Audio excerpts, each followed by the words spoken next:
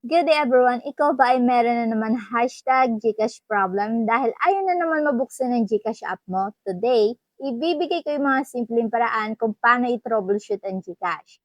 Kaya tapusin mo hanggang dulo kung gusto mo masolusyonan ang Gcash problem mo. Let's start! Yung number 1 natin, kailangan mong i-check yung device security settings mo.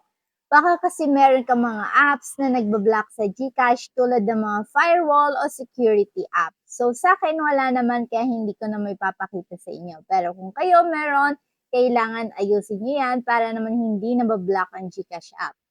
Number 2, check for restrictions. Make sure there are no restrictions or permissions issues na nakaka-apekto sa GCash. So, bibigyan ko kayo ng sample. Kailangan itong GCash settings natin naka-allow lahat ng permissions. So, para magawa natin yan, press lang natin yung GCash mapupunta tayo dito sa may settings ng GCash. Puntahan natin yung permissions and i-allow lang natin lahat. Okay, move na tayo sa number 3.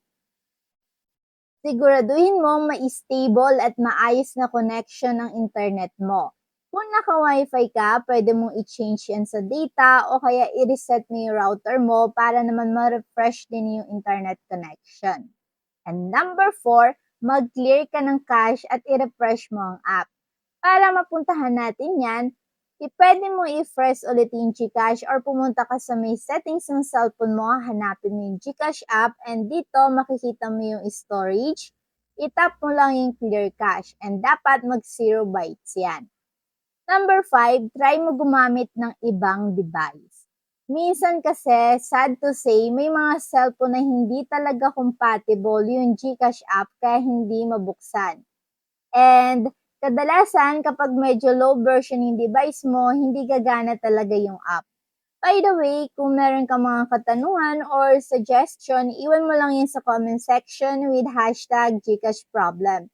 Back to the topic dahil hindi pa tayo tapos, magbibigay pa ako ng iba pang solution.